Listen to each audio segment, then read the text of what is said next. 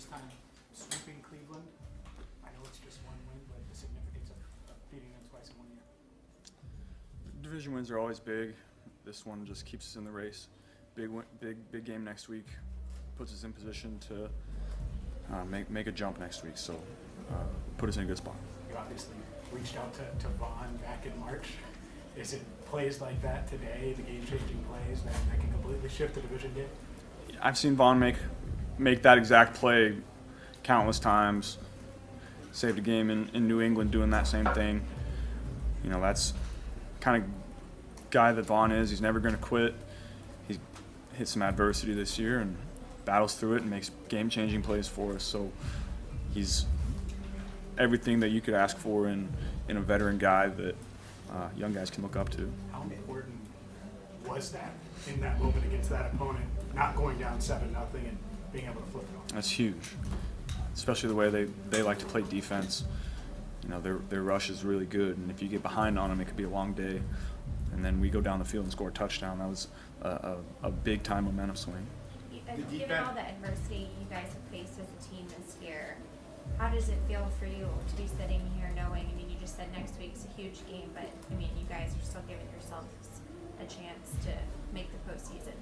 Yeah, it feels good to play in big games. That's why we do what we do. That's why we work so hard. You know, everything that I do in the off season is to put myself in the best position to play great at the end of the year in these big games coming up. So it's exciting to still be in it. Guys work really hard, coaches work really hard, so it's nice to rattle off a couple wins here. The defense has taken a lot of heat this season, but in the second half when you needed them, it seemed like they really stepped up. What does that do for you and the whole team's confidence going into this important stretch down the end? Yeah, number one, it's great to see them make plays. You know, I thought the defensive line was so disruptive today. We had some young guys really step up and make big-time plays. McKinley Jackson, first sack. Chris Jenkins, 2 sacks. Joseph Osai, all over the place. I'm not sure. I think he had 1. And then Trey, obviously, all around the ball. So that was great to see. And as a quarterback, when you see that, you start to play the game a little differently. You know, you're not going to quite extend as much.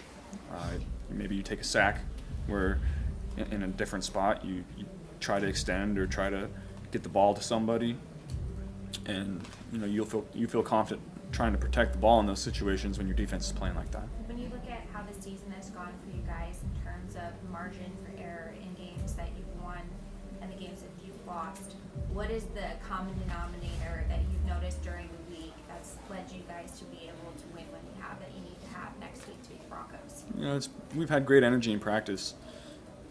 Guys flying around, dancing, very vocal.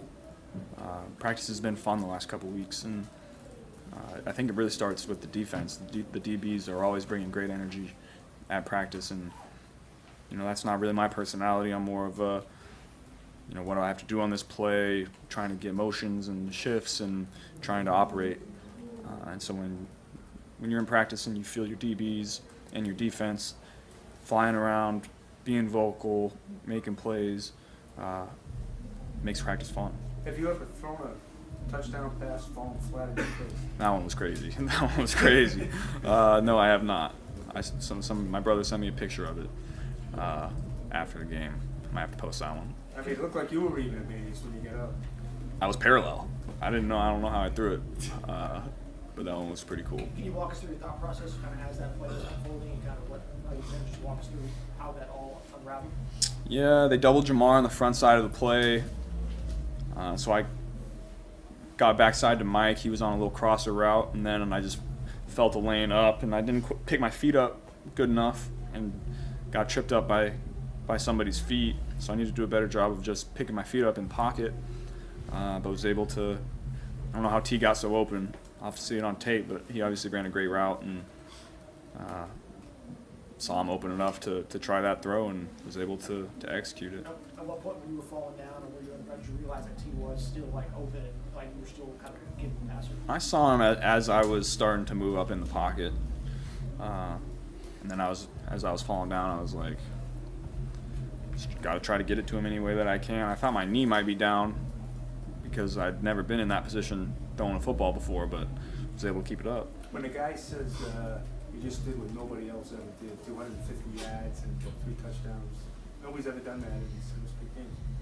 I mean, what's that make you think? I worked really hard for this. You know, I put a lot into going out and playing well on Sundays, and when you get records and when you make big time plays, you know, I'm trying to get better at appreciating those and being excited about that. You know, that hasn't really been who I am, but you know, I think if I want to have the longevity that I want to, I need to appreciate and be excited about things like that. So that's exciting for me. 31 touchdown passes in 7 straight games. Not a whole lot of people. Brady's got 10 in a row. Pete Manning's got 8. You're one of like 3 other guys, I think, that have 7. I mean, what does that kind of production mean to you? Putting us in a good position to win games. You know, you want to put points up on the board. You want to score touchdowns, and the more that I can do that, the better off our team will be. What do you mean by longevity? In terms of the stats and all that, you have to appreciate what is longevity? I want to play for a long time, and you know, this is a tough physical game that can break you down, and you know, I just need to flip my mindset a little bit and enjoy little things here and there to enjoy this a little more and have more fun. That being said, you haven't really talked much about the playoffs over the course of the year. Now, with 3 straight wins, 2 weeks left, does it feel, are you allowing yourself to think of maybe there's a chance y'all do sneak in? We just got to win this week and go from there. That's what we got to do from here on out. Try to let everything else play out, but you know, we just got to go take care of business, take care of what we can control, and you know, see where we stand. We haven't had a chance to talk to you since the offensive lineman told us your Christmas gift to them. Can you tell us a little bit about how you came up with that idea to give them the swords? Well, they wanted guns, and I was like, I don't know about guns, guys. And so I was in the weapon mindset, and I was like, what's a cool weapon? And samurai swords, I think, are pretty dang cool. And Nicole, she works for me, and she was able to go and find them for me. So she did a great job finding the best ones out there. So I think guys are excited about it. You brought up records a little while ago. Jamar went over 1,500 yards with that last touchdown. Did you guys know where he was at the yardage total for the season on the sideline before that last possession? We did not. He didn't want to even go out there for that play. You know, he wanted to put somebody else in, and I guess Troy convinced him to go out there and, you know, hopefully get a touchdown. We were able to convert on it.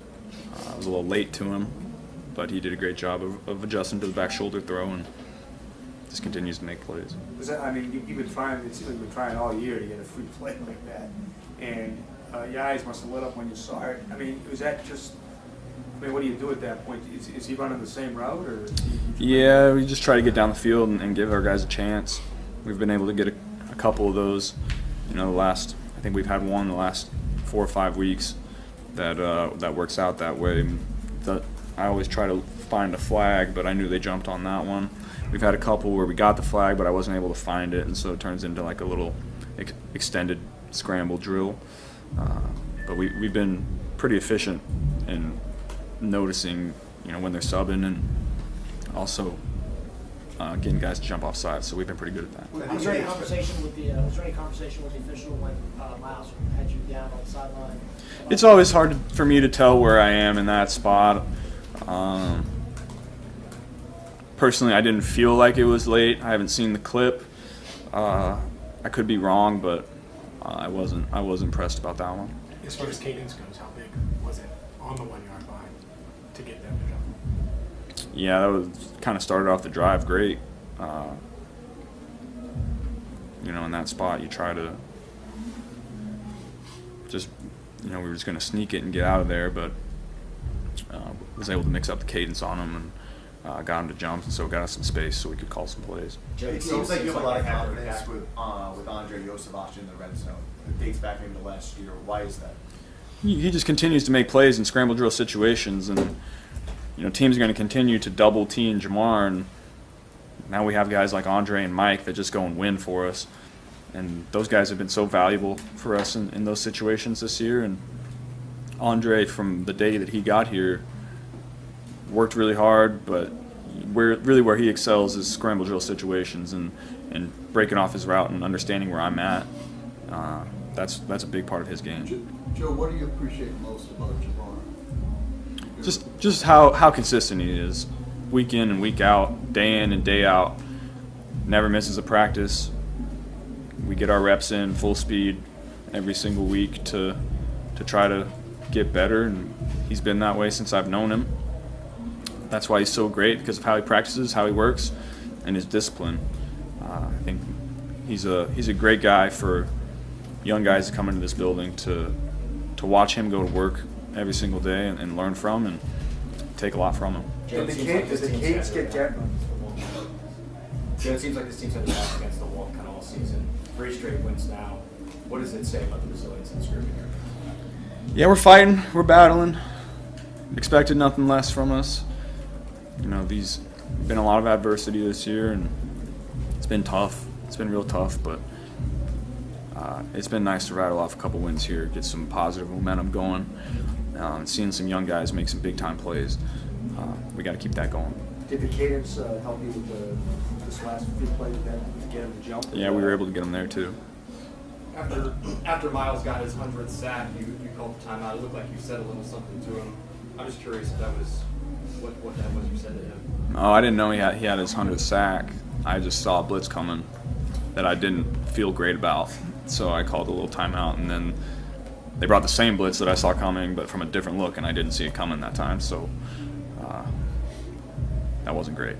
So what do you think of your performance of the 2 tackles ahead play? Your number 1, number 2 tackle are down, you know, and you got 2 other guys out there. How do they hold up for you? Yeah, I thought they did an admirable job. Cody is always consistent. Cody does a great job. He's blocking Myles Garrett all day. He got one sack. I'm not sure if he got more than that, but I thought Cody did an unbelievable job on him all day. And then, you know, you saw Devin come in last week and play really well for us, and then now he has to go in at right tackle, and he's always ready for his opportunity too. So I think those guys, it's got to be tough when you're just sitting on the sideline in cold weather, not expecting to go in, and then all of a sudden you get thrown in there, and now you got to go block an edge rusher who's been warm all day, frothing at the mouth, trying to get a sack. And so I wouldn't want to be in that position, but I think they do a good job. When you guys hit the valley a little bit on offense, there was a stretch there for a while. Was it that big? Was that as much a part of the? Was that when you were talking about that the game was such that, you know, you were going to be careful and not overdo it? Yeah, they were doing a good job up front getting home. They were sticky in coverage in those spots too, and you know, our defense is playing so well. You just try to take care of the ball in those situations to get it back to them and let our defense keep making plays.